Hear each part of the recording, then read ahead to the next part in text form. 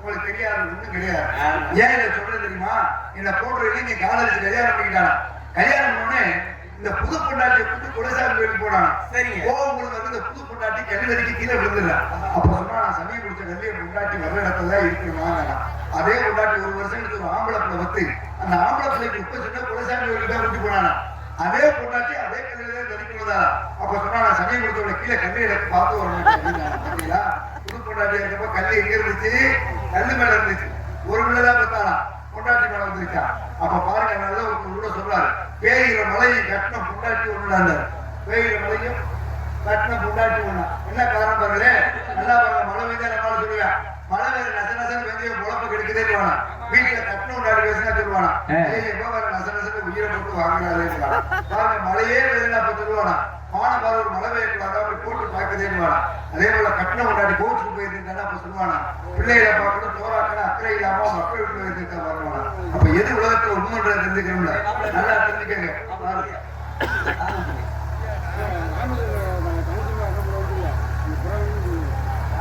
தெரியாது தெரியாது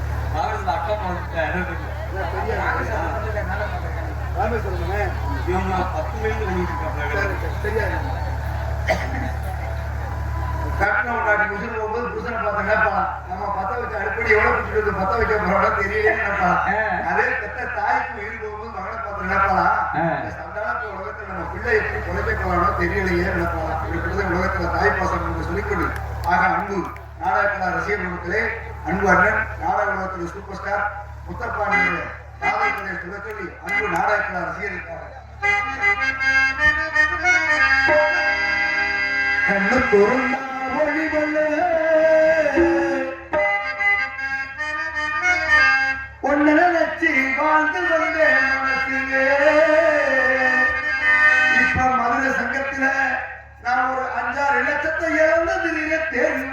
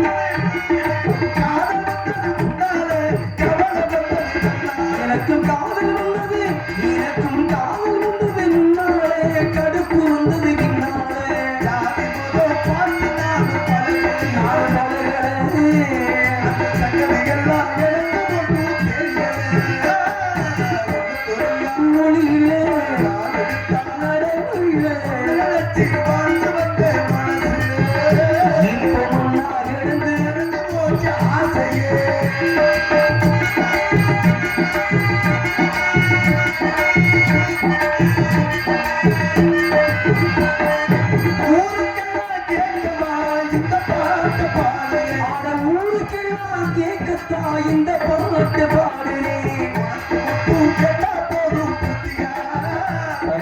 உண்மை காதல் வாழ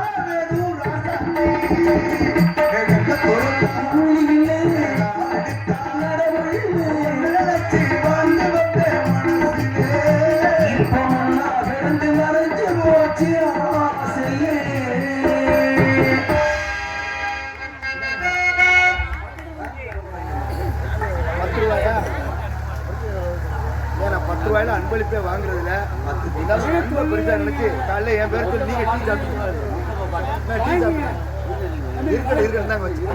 இருக்கிறதுக்கு பார்த்தா வச்சுக்கோங்க. பொதுவாகவே நானு 10-20 அன்பளிப்பு வாங்குறது. ஏன்னா எனக்கு சம்பளமே 8000 ரூபாய். அப்படின்ற நான் 10 ரூபா வாங்கினா நல்லாவா இருக்கு. அதனால இந்த 10 ரூபாயை என்னை நாடக உலகத்துக்கு நான் சும்மா ஊர்ல குண்டடிச்சு எடுத்துக்கிட்டவன இங்க கொண்டு வந்து நாடகத்தில் நடிக்க வச்சு இன்னைக்கு அழகு பார்த்தவரு எங்க சித்தப்பா முத்துராசி சித்தப்பா, அவருக்கு இந்த 10 ரூபாயை அனுப்பிட்டு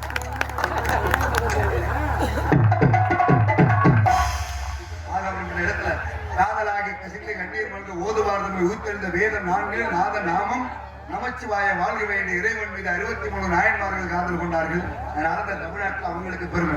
அதே நேரத்தில் பார்த்தோம்னா முன்னையிட்டத்தை முப்புறத்திலே பாருங்க, தனி ஒரு மனிதனுக்கு உணவு என்றால் இந்த ஜெகத்தை அழித்து விடுவோம் என்றால் முன்னாள் மூத்த புலவர் எட்டயபுரத்தில் பிறந்தாரே பாரதியார் பிறந்தார். ஜீவகாரண்யம் தலை தூங்கியது தமிழ்நாட்டிலே. அதனால பாருங்களே, பிராமண வீட்டுல பிறந்த பாரதியார் அவர் தன்னுடைய மனைவிக்கு என்ன பண்ணுவாங்கன்னா, வீடு வீடா போய் கொஞ்சம் யாசகம் வாங்குவாங்க.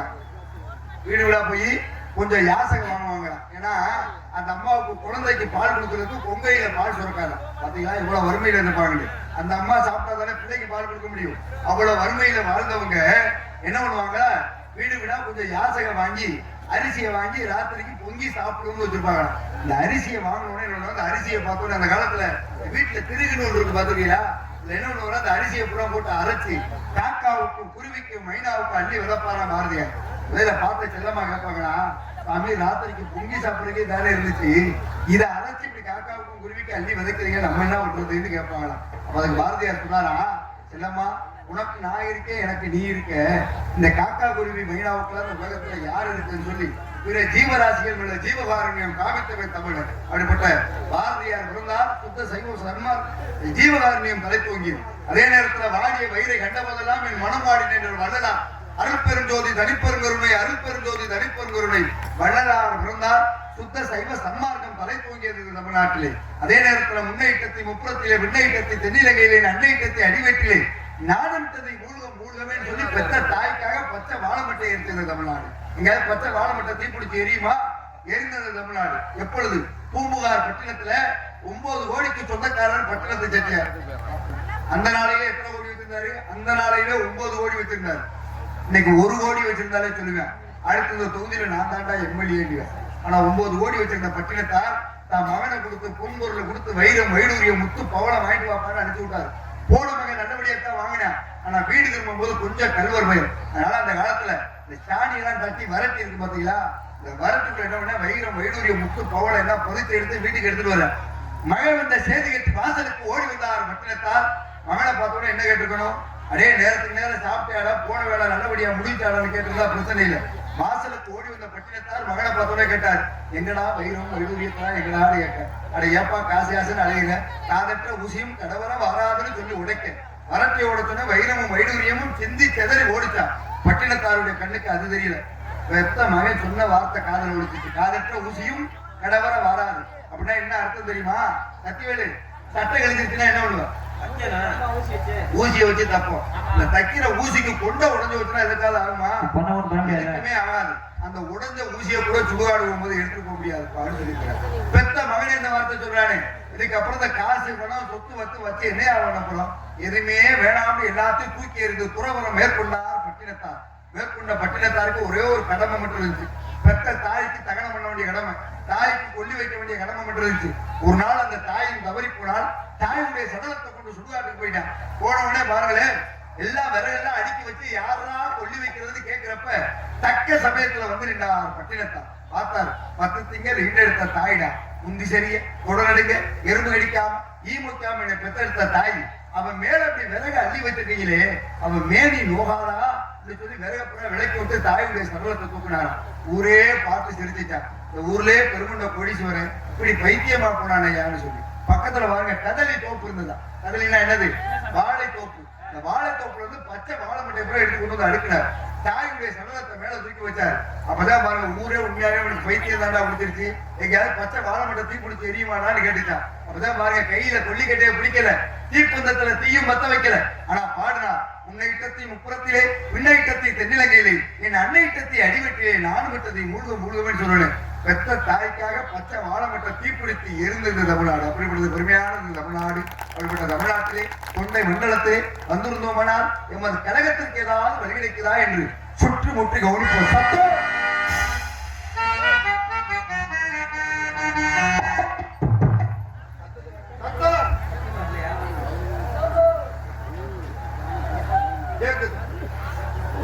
வள்ளி கொஞ்சம் தூரமா இருக்கும் போல சத்தம் மதுராம வெகு தூரமா இருக்கும் போல சத்தம் கொஞ்சம் பதுராம கேக்குது. ஆமா ஆளோலம் பாத்தீங்களா, இங்க அடிச்சு அங்க வலிக்கிறது சரியா இருக்கே. அதனால ஆளோலம் அழகான கானம், அற்புதமான கானம். இது போன்ற காலத்துக்கு வரைக்கும் இந்த வட்டாரத்திலே காணும். ஆக அலைமகள் தலைமகள் மலைமகள் சொல்லக்கூடிய மும்மகளுக்கும் ஒருமகளாக விளங்கக்கூடிய திருமகள் இந்த இடத்திலே திரைக்காமல் செய்து கொண்டிருக்கிறார். அன்னவள் யாருக்கு தந்தவள் என்று பார்த்தால் கண்ணன் கடமன் சண்முகன் சதாச்சரன் ஓராறுமுகன் ஈராறுகரன் குக்குடகதாரி எம்பெருமான் முருகப்பெருமானுக்கே உகந்தவள் இந்த பெண்மகள் என்பதில் எல்லளவு சந்தேகமில்லை. அப்படிப்பட்ட பெண்மகளை எப்படியாவது மதுரைக்கு கைப்பிடியா பிடிச்சி கூட்டிட்டு போகணும். கூட்டிட்டு போய் இவளை எங்கிட்டாவது ஒரு சின்ன விடா வைக்கணும்னு எனக்கு ஆசை. சின்ன விடா? ஆமா, வள்ளிய போய் எப்படியாவது மதுரையில் விட்டு போய் சின்ன விடாத்தான் வைக்கணும். ஏயா ஏற்கனவே முருகனுக்கு மதுரையில பெரிய வீடு இருக்கு. திருப்புறகுன்றம் சொல்லக்கூடிய பெரிய வீடு, படை வீடு, முதலாம் படை வீடு, பெரிய வீடு திருப்புறகுன்றம் இருக்கு. பக்கத்திலே மதுரையில ஒரு சின்ன வீடுனா திருமான் சோலை என்று சொல்லக்கூடிய 6ஆம் படை வீடு அழகர் கோவில பழமுது சோலை. வள்ளியை திருமணம் முடிச்சுட்டா 6ஆம் படை வீடு மதுரையில தயார். ஆக அப்படிப்பட்ட இடத்துல வள்ளியை கொண்டு போய் எம்பெருமான் முருகப்பெருமான் என்று சேர்க்க வேண்டும். அதன் மூலமாக நமது கழகத்தை இன்று துவக்க வேண்டும். ஆளோலம் சோ எதுக்காக இந்த பொம்பளை பிள்ளைங்க வந்துச்சு, ஏன் வந்துச்சு, எப்படி வந்துச்சு, இப்படி அனாமத்தா காட்டுக்குள்ள இருந்து ஏன் கத்திக்கிட்டு இருக்கிற எல்லா விவரமும் எனக்கு தெரியும். உட்கார்ந்து நாடகம் பார்த்துட்டு இருக்கீங்களே, உங்களுக்கு எல்லாம் தெரியுமான்றத எனக்கு தெரியல. ஏன் இதை கேட்கிறேன்னா, ஆண்கள் அந்த நாடகத்தை பாக்குறத பத்தி பிரச்சனை இல்லை. இந்த தாய்மார்கள்லாம் உட்கார்ந்து இந்த நாடகத்தை பார்த்துட்டு இருக்கீங்களே, நீங்களா ஏன் உட்கார்ந்து நாடகத்தை பார்த்துட்டு இருக்கீங்க? அவங்கள வச்சுதாங்க நாடகமே நடந்துகிட்டு இருக்கு. ஏன் இதை சொல்றேன்னா, முருகனுக்கு வள்ளி எத்தனாம் தாரம்? முருகனுக்கு வள்ளி எத்தனாம் தாரம்? 2ஆம் தாரம். நான் தெரியாம இருக்கிற தாய்மார்களை பார்த்து முருகன் 2ஆம் தாரமா கல்யாணம் பண்ணாருன்னா உட்கார்ந்து வேடிக்கை பாக்குறீங்க. வீட்டுல உங்க வீட்டுக்கார 2ஆம் தாரமா கல்யாணம்னா அப்ப மட்டும் ஏன் போலீஸ் ஸ்டேஷன் போறீங்க? கேள்வி நியாயமானதானே? கேள்வி ஏதாவது தப்பா கேட்டேன், சரியா தானே கேட்டிருக்கேன். முருகன் 2ஆம் தாரமா கல்யாணம் பண்ணாருன்னா உட்கார்ந்து வேடிக்கை பாக்குறீங்க. வீட்டுல உங்க வீட்டுக்கார 2ஆம் தாரம் கல்யாணம்னா அப்பயும் வேடிக்கை தானே பாக்கணும். அப்ப மட்டும் ஏன் போலீஸ் ஸ்டேஷன் போறீங்க? சரி, அவங்கதான் சரி, நீங்க தான் சொன்னோம்னு இவ்வளவு சந்தோஷமா சிரிக்கிறீங்களே, என்ன காரணம்? எத்தனை நாளைக்கு தானே பழைய கட்சியவே பிடிக்கிறது? எங்க மனசுல இருக்க விஷயத்தை நீயாவது எடுத்து சொல்றீங்களான்னு நினைச்சிருக்கிறீங்க. அதனாலதான் உங்க அப்பா வீட்டுல இருந்து வரும்பொழுது கிரைண்டரு, அம்மிக்கல், ஆட்டாங்கல் இதெல்லாம் எதுக்கு வாங்கிட்டு வர்றாங்க? தமிழ்ல ஒரு வாக்கியம் இருக்கு, கொலையும் செய்வாள் பத்தினின்னு. எந்த நேரம் யார் தலையில கல்லு விழுவுன்னு தெரியாது. அதனாலதான் அந்த வாக்கியம். அதனால எதற்கு 2ஆம் தாரமா திருமணம் முடிக்கிறாரு? இந்த திருமணம் முடிக்கிற காட்சியை பார்த்தா என்ன புண்ணியம், இந்த வள்ளி திருமண நாடகத்தை பார்த்தா என்ன புண்ணியம், இந்த சொல்றனால என்ன புண்ணியம் தெரிஞ்சுக்கணும். நல்லா தெரிஞ்சுக்கங்க. காசு பணம் வச்சிருக்க மகராசே கோவில்ல தர்ம காரியங்களை பண்ணி புண்ணியத்தை பெறலாம். காசு பணம் வச்சிருக்காங்க. இப்ப காசு பணம் இல்லாத இந்த ஏழவாழை எல்லாம் புண்ணியத்தை பெறணும் இல்லையா? அப்ப என்ன பண்ணணும்? இந்த கந்த புராணத்தை இந்த வள்ளி திருமண நாடகத்தை பார்த்தா எல்லோரும் புண்ணியம் பெறலாம். அதுதான் கச்சையப்ப சிவாச்சாரியா தவறு சங்கரதாஸ் சுவாமிகள் இந்த வள்ளி திருமண நாடகத்தை ஏழை எளிய மக்கள் எல்லாம் பார்க்கணும் என்பதற்காக மேடை நாடகமாக கொண்டு வந்தார். நல்லா ஒண்ணு தெரிஞ்சுக்கணும். கரகாட்டம் போட்டோம்னா துணையை பார்க்கலாம். இப்ப நாட்டை கெடுக்கிறதுக்காகவே பிருத்தியாவின் ஆடலும் பாடலும் ஒண்ணு வந்திருக்கு. அதை போட்டோம்னா இணைய பார்க்கலாம். அதனாலதான் பாருங்க சொன்னார் பாம்பன் சாமி கூட, வெற்றுண்ட முன்னில் விட்டு விட்டு ஆட்டு மாறிடா கறந்த இடத்தை நோக்குதடா உன் பேதை மனம் நெஞ்சம் வேண்டார். அர்த்தம் புரியுதா சொல்ற விஷயம்? மறுபடியும் வேணா சொல்றீங்க. வெட்டுண்ட முன்னில் விட்டு விட்டு ஆட்டு மாறிடா கறந்த இடத்தை நோக்குதடா உன் பேதை மனம் நெஞ்சம் வேண்டார். புரியுதா? எந்த இடத்துல எந்த இடத்துல பால் குடிச்சு வளர்ந்தோமோ அந்த இடத்தை பார்க்க துடிக்குதா உன் பேதை மனம் நெஞ்சமேன்னு சொல்றாரு. அப்படின்னா என்ன அர்த்தம் பாருங்க. ஏன்னா ஒவ்வொரு நிகழ்ச்சிக்கும் ஒவ்வொன்றும் இருக்கு. இந்த நாடகத்துல மட்டும்தான் எல்லா விஷயத்தையும் தெரிஞ்சுக்கிறோம். இந்த வள்ளி திருமண நாடகத்துல காரணம் ஒவ்வொன்றுக்கும் ஒருவன நாடகத்தில் எழுதி தவறு சங்கரதாஸ் சுவாமிகள். பாருங்களேன், மங்களகரமா ஆரம்பிச்சு மங்களகரமா முடிக்கக்கூடிய ஒரு சுப நிகழ்ச்சி இந்த வள்ளி திருமண நாடகத்துலதான் இருக்கு. காதலை பத்தி எடுத்து சொல்ற இந்த வள்ளி திருமண நாடகம், வீரத்தை பத்தி எடுத்து சொல்ற வீரபாண்டிய கட்டபோர் நாடகம், வீர அபிமன்யு நாடகம், மனிதனை பிடித்த அறநெறியோட வாழன்றதுக்கான சத்திய ஹரிச்சந்திர நாடகம், தாய்மார்களுக்காக எழுதப்பட்ட நாடகம் தான் சத்தியவான் சாமத்திரி நாடகம். ஆக இப்படி ஒவ்வொன்றுக்கும் ஒருவன நாடகத்தை தவிர்த்து சங்கரதாஸ் சுவாமி எழுதி வச்சாரு. ஆக அப்படிப்பட்ட இடத்துல இந்த கந்த புராணத்தை எல்லாத்துக்கும் உபதேசம் பண்றேன். இந்த வள்ளி திருமண நாடகத்துல நம்பிராஜை காட்டுக்குள்ள கண்டெடுத்தாரு. இப்படியே சொல்லிதான் இந்த வள்ளி திருமண நாடகம் ஓடிக்கிட்டு இருக்கு. இப்படித்தானே? யாராவது உங்க தாய் தப்ப யாருன்னு இது வரைக்கும் யாராவது சொன்னாங்களா? நீங்களும் கேட்க மறந்துட்டீங்க, அவங்களும் சொல்ல தவறிட்டாங்க. அப்படித்தானே? வள்ளியை காட்டுக்குள்ள கண்டெடுத்தாங்க இப்படியே சொல்றாங்க. இன்னைக்கு யாரு தாய் தப்பேன் எதற்காக வள்ளியை 2ஆம் தாரமா திருமணம் முடிக்கிறாங்கன்ற கந்த புராணத்தை கேட்டு எல்லோரும் புண்ணியம் பெறணும். ஆமா, அதனால அவர்களோட இடத்துல கந்த புராணத்தை உணவுகளா உபதேசம் பண்றேன். முருகா என்று மனமுருகி சொன்னமானால் 3 பிறவில செஞ்ச பாவம் போகும். முருகான்னு மனமுருகி சொன்னமானால் 3 பிறவில செஞ்ச பாவம் போகும். அதற்கு சின்ன உதாரணம், 5 வயது வரைக்கும் வாய் பேசாத குழந்தை குமர குருபர்னு சொல்லக்கூடியவர். 5 வயசு வரைக்கும் குழந்தை வாய் பேசல. தாய் தகப்பன் என்னன்னாங்க, திருச்செந்தூர் கோயில் கொடிமரத்துல 1 மண்டலம் விரதம் இருந்தாங்க. 48 நாள் விரதம். திருச்செந்தூர் கோயில் கொடிமரத்திலே உட்காந்து குழந்தை 48 நாளும் பேசவே இல்லை. உடனே என்னன்னாங்க, கணவன் மனைவி கையை பிடிச்சிட்டு கடல்ல விழுந்து சாவோம்னு போனாங்க. பின்னாடியே குழந்தை ஓடியது. அம்மா அப்பா முருகனுடைய அருளாலே நான் பேசினேன்னு சொன்னார் குமரகுருவர். அதனால இந்த உலகத்திற்கு மீனாட்சி பிள்ளை தமிழ் கிடைத்தது. அருணன் ஒருத்தர் இருந்தார், பெண் வித்தன், செல்வந்தனாக வந்தார். பாருங்களே, காசு பணம் எல்லாம் இருந்துச்சு. எல்லாம் இருந்தவர் என்ன, அந்த காசை சரியா பயன்படுத்த தெரியாம அந்த காலத்துல தாசி வீதிகள் இருக்குமா, காசு கொடுத்து பொம்பளைகிட்ட போறது. இந்த காலத்துல அப்படி காசு கொடுத்து போனவருக்கு உடம்பு ஊரா வியாதி இருந்துச்சு, குஷ்டம். குஷ்டம் வந்தோடனே உடனே கட்டின பொண்டாட்டி அவர் கூட குடும்பம் நடத்த மாட்டேங்குது. உன் கூட யார குடும்பம் நடத்த சொல்லி கட்டின பொண்டாட்டியை விட்டு போயிடுறார். கட்டின பொண்டாட்டி விட்டுட்டு போனாலும் கூட பிறந்த அக்காகாரிக்கு மன உளைச்சல் ஆகுது. கூட பிறந்த தம்பி இப்படி இருக்காரு வியாதியோடு. அப்பதான் கூட பிறந்த அக்கா போய் தம்பி அருணனை பார்த்து கேட்கிறா, வாடா வைத்தியத்தை போக ஏதாவது வைத்தியம் பார்ப்போம்னாலும் கேட்கிறப்ப அப்பதான் இந்த அருணை கேட்கிறான், அக்கா எனக்கு வைத்தியம் வேணாம், யாராவது ஒரு கும்பலை இருந்தா கூட்டிட்டு வாக்கா, நீ பொழுத நான் கடத்திட்டு வைக்கான்னு சொல்றாரு. சரி தம்பி இந்த சூழ்நிலையில இப்படி மன உளைச்சோட கேட்கிறானேன்னு சொல்லி என்ன பண்ணிடுற, அக்காகாரி தாசி வீதிகள்ல போய் வீடு வீடா போய் 500க்கு 1000 தர்றேன், யாராவது என் தம்பியை கொஞ்சம் சந்தோஷமா வச்சிருங்களேன்னு கேட்க. அங்க இருக்க தாசி வீட்டு பெண்கள் தான் சொல்றாங்க, அவனுக்கு இருக்க வியாதிக்கு யார் அவன்கிட்ட வருவான்னு சொல்லி சொல்றாங்க. உடனே மனசு நொந்து போய் வெறுங்கையோட வீடு திரும்பி வர்ற அக்கா வாசல். அக்கா வந்த உடனே பார்த்தோன்னா அருணை பின்னாடியே யாராவது தாசி வீட்டு பெண்கள் வந்திருக்காங்களான்னு சொல்லி வாசலை எட்டி பார்த்தாராம். அக்கா யாரும் வரலையாக்கான்னு கேட்க. அப்பதான் அக்கா காரி சொல்றா, நீயோ பெண் என்ற இந்த ஊர்ல இருக்க எந்த பொம்பளையும் உங்ககிட்ட வர மாட்டேன்றாடா, நான் வேணா பெண் தானடா, என்னைய வேணா அனுபவிச்சுக்கிறியாடான்னு சொல்லி சேல முந்தானியத்தை விளக்குனாடா. இதான் மனசு நொந்து போனார்.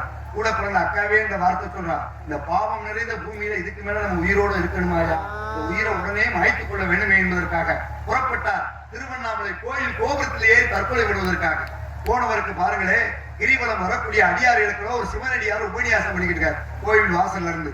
முருகா என்று சொல்லுங்கள் 3 பிறவில செஞ்ச பாவம் போகும். முருகா என்று சொல்லுங்கள் 3 பிறவில செஞ்ச பாவம் போகும்.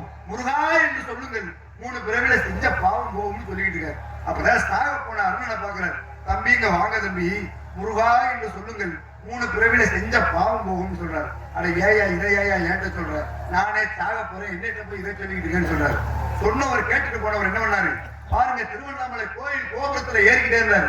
ஏறு வழியில நடுவழியில கால் நழுவி கை நழுவி தன்னுடைய நாவும் நழுவி தெரியாம ஒரு உணவு முருகான்னு சொல்லி போறாரு. பாத்தீங்களா, நம்மளாம் தடிக்க விழுந்தா ஐயோ அண்ணுவோம், அம்மா அண்ணுவோம், அப்பா அண்ணுவோம். அவர் நாவல தெரியாம முருகான்னு ஒரு தடவை வந்துருச்சு. முருகனே அவர் முன்னாடி தோண்டி பூச்சண்டை கரங்களிலே தாங்குவது போல அருணனை கையில தாங்கினார். அருணா அமைதியாக இருந்தார்.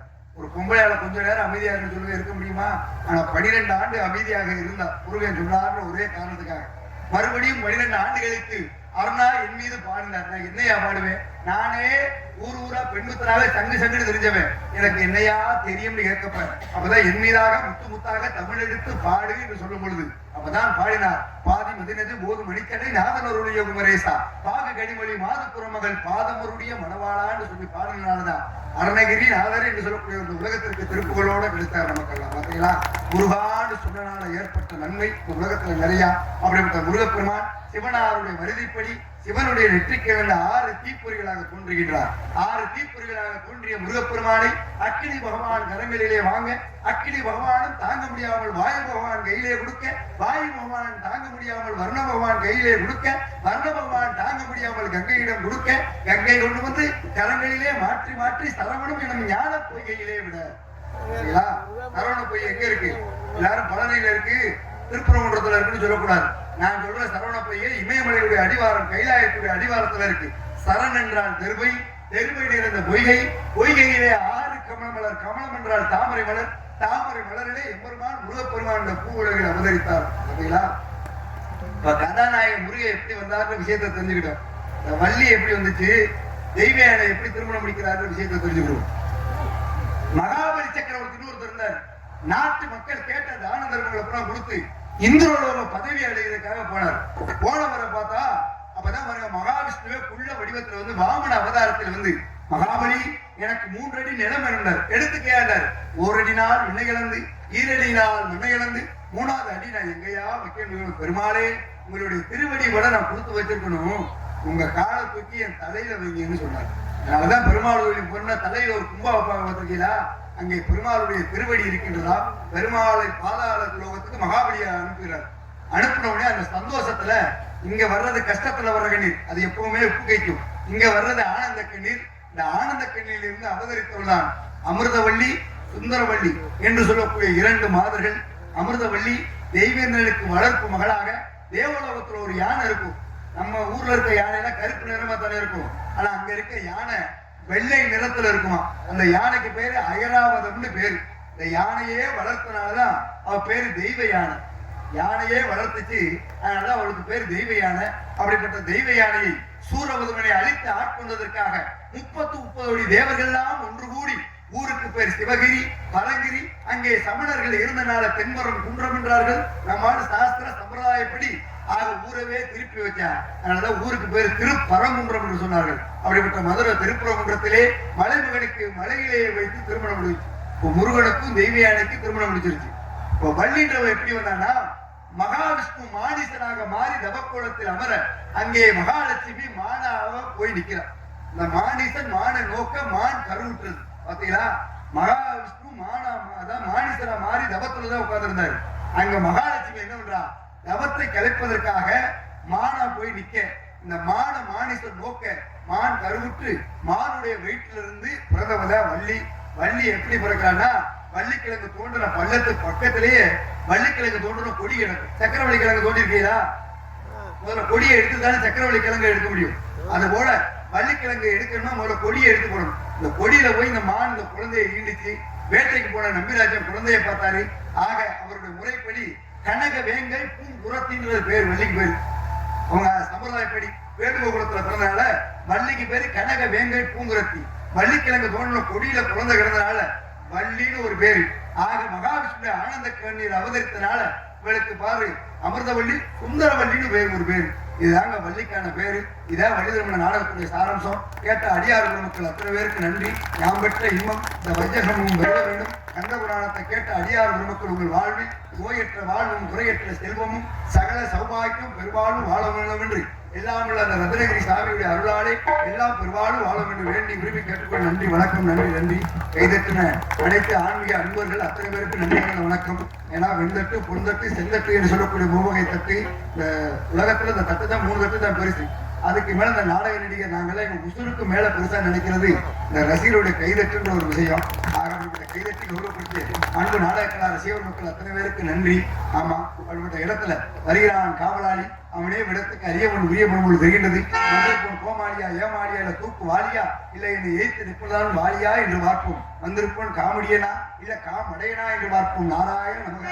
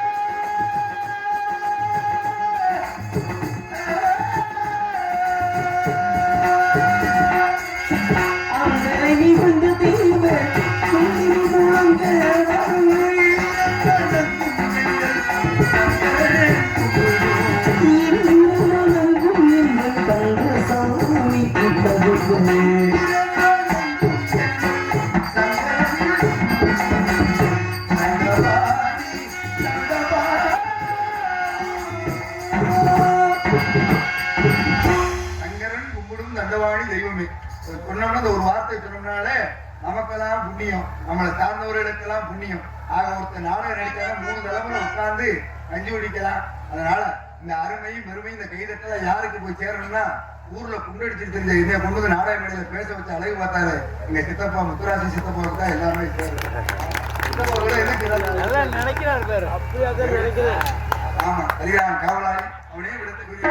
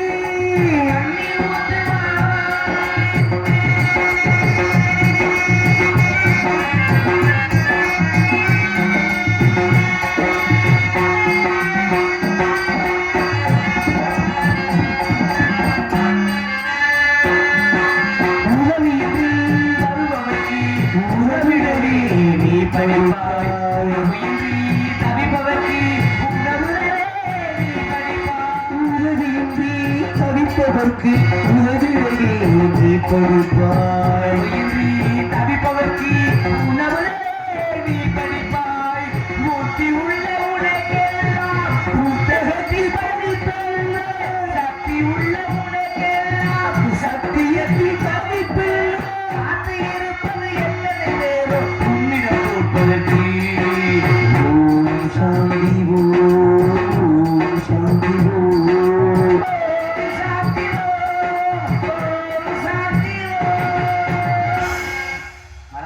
தண்ணி ஊற்றி நன்றி நன்றி நன்றி. எங்க அப்பா என்ன என் மகனே தங்கச்சி வள்ளி திணைக்காவல் போது தங்கச்சி துணையா பாதுகாவலா உண்டா நான் பாதுகாவல்